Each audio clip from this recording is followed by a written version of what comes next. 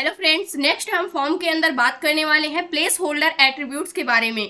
अब हम सीखते हैं कि प्लेस होल्डर एट्रीब्यूट्स क्या होता है। फॉर्म के अंदर जब भी मैं इनपुट एलिमेंट को क्रिएट करती हूँ उसके अंदर मैं एक एट्रीब्यूट लिख सकती हूँ which is my place holder attribute, जो कि हमारा क्या होता है, प्लेस होल्डर एट्रीब्यूट होता है। इसका काम क्या होता है, जो हमारा प्लेस होल्डर एट्रीब्यूट होता है, प्लेस होल्डर एट्रीब्यूट ऐसा टेक्स्ट होता है जो कोई भी वैल्यू इंटर करने से पहले क्या होता है, दिखाई देता है। यानी कि अगर आपको इस बॉक्स के अंदर कोई भी वैल्यू इनपुट करना है तो इसके अंदर ही वो दिखाई देता है कि आपको क्या वैल्यू इसके अंदर इनपुट करनी चाहिए। जैसे आपको यूजर नेम इनपुट करना है तो इसके अंदर आपको एक रैंडम टेक्स्ट शो होता रहेगा। यहाँ पर वो थोड़ा सा क्या होता है, हाईलाइट होता है, यानी कि थोड़ा सा हाईलाइट होता है। यहाँ पर क्या होता रहेगा, शो होता रहेगा। जैसे यूजर नेम इनपुट करना है तो जो भी आप प्लेस होल्डर एट्रीब्यूट की वैल्यू देंगे वो वैल्यू इसके अंदर क्या होती रहेगी, शो होती रहेगी। जैसे ही यहाँ पर आप यूजर नेम डालना स्टार्ट करेंगे, जैसे कि मान लीजिए मैंने user name as a Shivangi Maurya डाला, यहाँ पर जैसे ही मैंने लिखना स्टार्ट किया,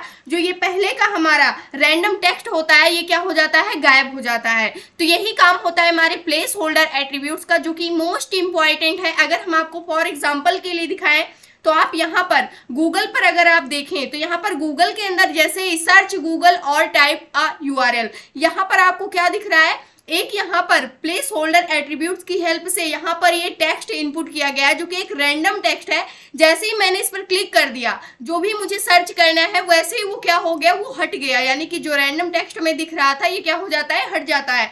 तो सेम इस टेक्स्ट को हम किस प्रकार से क्रिएट करते हैं, प्लेस होल्डर एट्रीब्यूट्स की हेल्प से क्रिएट करते हैं, जिसको हम आप मल्टीपल वेबसाइट पर किसी भी फॉर्म को फिलअप करते हैं, चाहे वो इंस्टाग्राम का हो गया, वो लॉगिन पेज बना रहे हैं या फिर आप साइन अप कर रहे हैं, साइन आउट कर रहे हैं, कुछ भी कर रहे हैं, कोई भी काम कर रहे हैं, तो वहां पर आपको प्लेस होल्डर एट्रीब्यूट्स देखने को मिलता है। लेकिन आपको पता नहीं होता है कि एक्चुअल में इसको किस प्रकार से बनाया जाता है, किस प्रकार से क्रिएट किया जाता है। तो इसको बनाने के लिए हम किसका यूज करते हैं, प्लेस होल्डर एट्रीब्यूट का यूज करते हैं, जो कि इनपुट, जो हमारा इनपुट एलिमेंट होता है इसी के अंदर क्या किया जाता है, ये क्रिएट किया जाता है। जैसे मैंने इनपुट टाइप क्या दे दिया, मुझे टेक्स्ट इनपुट में लेना है, तो इससे पहले हम क्या करते थे, यहीं पर इसको क्लोज कर देते थे, हमें टेक्स्ट इनपुट में मिल जाता था। लेकिन हम चाहते हैं कि मुझे टेक्स्ट इनपुट तो लेना है, लेकिन टेक्स्ट के अंदर मुझे एक्चुअल में क्या इनपुट लेना है, यानी कि नेम चाहिए, सिंपल सा यूजर नेम चाहिए या फिर कुछ अदर चीजें चाहिए। तो उसके लिए हम क्या कर सकते हैं, वहां पर एक रैंडम टेक्स्ट डाल सकते हैं उसके अंदर, ताकि यूजर को पता चले कि इसके अंदर ही हमें यूजर नेम को लिखना है। अब जैसे वो क्या करता है, कर्सर से वहां पर क्लिक करता है, क्लिक करते ही जो हमारा रैंडम टेक्स्ट होता है वो क्या हो जाता है, गायब हो जाता है। यानी ये हमारा क्या है, पूरा प्लेस होल्डर एट्रीब्यूट है। ये हमारा क्या है, एट्रीब्यूट है, और ये क्या होती है, इसकी वैल्यू होती है। वैल्यू क्या होती है, एक रैंडम टेक्स्ट होती है जो कि हमारे बॉक्स के अंदर क्या होता है, दिखाई देता है। जो हम वैल्यू देते हैं वो रैंडम टेक्स्ट होता है जो कि हमारे बॉक्स के अंदर दिखाई देता है। जैसे कि मैंने आपको दिखाया कि जब भी हम गूगल पर सर्च करने के लिए जाते हैं तो वहां पर हमें एक रैंडम टेक्स्ट दिखाई देता रहता है। जैसे ही हम कुछ टाइप करते हैं वैसे वो जो रैंडम टेक्स्ट होता है वो हमारे बॉक्स से गायब हो जाता है। तो इसको क्रिएट करने के लिए हमें क्या करना होता है, सिंपल सा प्लेस होल्डर एट्रीब्यूट को यूज करना होता है और उसके अंदर हम उसकी वैल्यू देते हैं। यहाँ पर आप कोई भी वैल्यू ले सकते हैं। जैसे मैंने यहाँ पर इंटर नेम लिया है, जैसे मुझे यूजर का नेम इनपुट कराना है तो मैंने इंटर नेम दे दिया, तो वहां पर यूजर जो होगा अपना नेम इनपुट करेगा। पासवर्ड मुझे चाहिए तो हम पासवर्ड वहां पर डाल सकते हैं। इस प्रकार से आप डिफरेंस क्या कर सकते हैं, इनपुट टाइप के लिए क्या कर सकते हैं, वहां पर प्लेस होल्डर दे सकते हैं। तो इसका हम यूज करके सबसे पहले हम इसको क्रिएट करके आपको दिखाते हैं। तो इसके लिए हम आ जाते हैं अपने विजुअल स्टूडियो कोड के ऊपर और यहाँ से मैंने जनरेट कर लिया बॉयलर प्लेट कोड को। और इसके अंदर बॉडी के अंदर हम क्या लिखने वाले हैं, एक इनपुट। सबसे पहले हमें क्या करना होगा, एक फॉर्म क्रिएट करते हैं।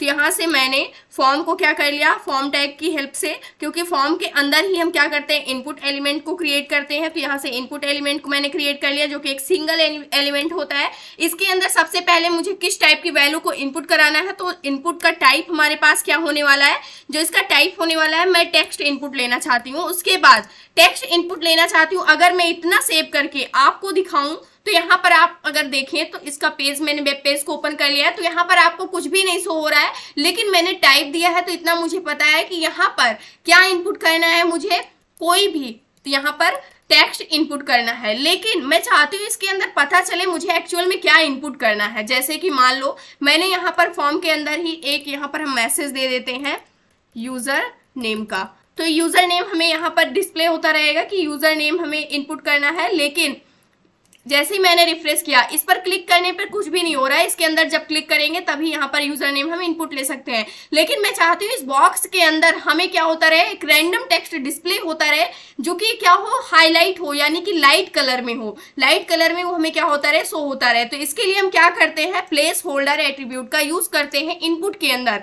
अपने इनपुट एलिमेंट के अंदर मैंने प्लेस होल्डर एट्रीब्यूट का यूज किया, जिसकी वैल्यू मैंने यहाँ पर क्या डाल दिया, मुझे यहाँ से मान लीजिए मुझे क्या चाहिए, इंटर नेम या फिर इंटर यूजर नेम मैंने यहाँ से डाल दिया, इंटर यूजर नेम।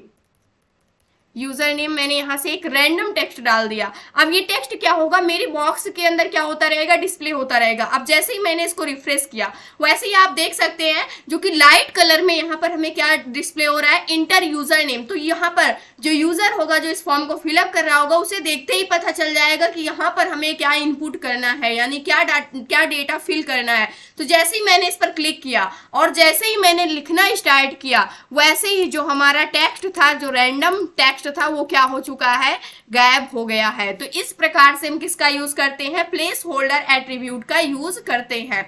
इसके बाद अगर आप इसी प्रकार से आप पासवर्ड के लिए भी क्रिएट कर सकते हैं, जैसे कि हम यहाँ पर आपको क्रिएट करके दिखाते हैं। पासवर्ड के लिए हम किस प्रकार से क्रिएट करते हैं, इसको कॉपी करते हैं और यहाँ पर पेस्ट करते हैं। पासवर्ड के लिए जो मुझे टाइप चाहिए वो क्या चाहिए, एज अ पासवर्ड चाहिए, तो मैंने पासवर्ड कर दिया। अब प्लेस होल्डर के अंदर मुझे क्या वैल्यू इनपुट लेनी है, पासवर्ड इनपुट लेना है, तो यहाँ से हम चेंज कर सकते हैं, इंटर पासवर्ड। मैंने यहाँ से क्या वैल्यू दे दी, इंटर पासवर्ड मैंने दे दिया। यहाँ से स्पेस करते हैं पासवर्ड, ताकि यूजर को देखते ही पता चल जाए कि इसके अंदर क्या टेक्स्ट इनपुट करना है, पासवर्ड इनपुट करना है। रिफ्रेश किया मैंने, सेम लाइन के अंदर आ रहा है। और यहाँ पर आप देख सकते हैं, यहाँ पर मैंने कोई भी यहाँ पर रैंडम उस प्रकार से नेम दे रखा है, यानी कि इंटर पासवर्ड इनपुट करना है। अगर मुझे नेक्स्ट लाइन में चाहिए तो लाइन ब्रेक का हम यूज कर रहे होंगे, तो इसके जस्ट बाद मैं यूज करने वाली हूँ लाइन ब्रेक का, BR टैग का अपना।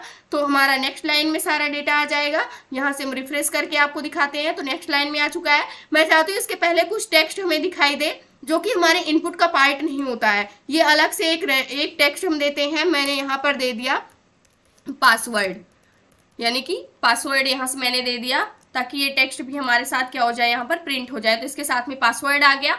यहाँ पर इंटर पासवर्ड, अब जैसे मान लो यहाँ से मैंने क्या किया, नेम को इनपुट किया, उसके बाद मैंने यहाँ से एक पासवर्ड इनपुट कर दिया। अब पासवर्ड का क्या काम होता है, कोई भी पासवर्ड अगर आप इनपुट करते हैं तो ये उसको किस में कन्वर्ट कर देता है, डॉट में कन्वर्ट कर देता है, यानी कि कोई भी आपके पासवर्ड को देख नहीं सकता है। तो ये हमारा पासवर्ड होता है, क्योंकि सीक्रेट होता है इसलिए हाइड हो जाता है ऑटोमेटिकली, क्योंकि मैंने यहाँ पर जो इसका टाइप यूज किया है वो पासवर्ड टाइप यूज किया है। इस प्रकार से आप क्या कर सकते हैं, जितने भी आप टाइप क्रिएट करते हैं, जितने भी आप इनपुट क्रिएट करते हैं, तो उसमें आप क्या कर सकते हैं, प्लेस होल्डर एट्रीब्यूट की हेल्प से वहां पर आप एक रैंडम टेक्स्ट दे सकते हैं, जिससे यूजर जो भी इस डेटा को, जो भी इस फॉर्म को फिलअप कर रहा होगा, उसे देखते ही पता चल जाएगा कि एक्चुअल में क्या डेटा मुझे यहाँ पर फिल करना है, जो कि एक मोस्ट इंपॉर्टेंट है। और इससे क्या हो जाता है, जो हमारा फॉर्म होता है वो और अच्छा क्रिएट हो जाता है, यानी कि यूजर देखते ही उसको पहचान जाता है कि एक्चुअल में इसके अंदर हमें क्या काम करना है।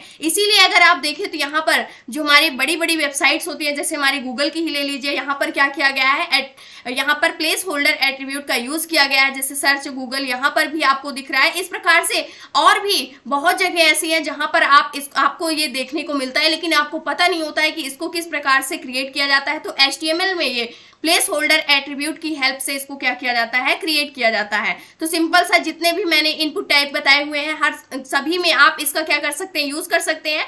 ये जो इसकी वैल्यू होती है, ये क्या होती है, यहाँ पर एक रैंडम वैल्यू होती है, इसको आप चेंज कर सकते हैं, यानी कि ये यूजर डिफाइन होती है कि यूजर अपने हिसाब से इसका नेम रख सकता है। जिस टाइप की वैल्यू इनपुट लेना चाहता है, उस टाइप का वो क्या कर सकता है, यहाँ पर एट्रीब्यूट रख सकता है, यानी प्लेस होल्डर एट्रीब्यूट को यूज कर सकता है। तो इस प्रकार से मैंने जितने भी टाइप्स आपको बता रखे हैं, और जो मैंने बताया था कि आप उसको खुद से पढ़ेंगे, उन सभी के ऊपर आप इसको क्या करेंगे, अप्लाई करेंगे, यानी सभी में आप इस प्लेस होल्डर एट्रीब्यूट को अप्लाई करके देखेंगे, जिससे कि आपका इसका रिवीजन भी हो जाएगा और आपको ये सारी चीजें अच्छे से याद भी हो जाएंगी और इसको आप अच्छे से यूज भी कर पाएंगे।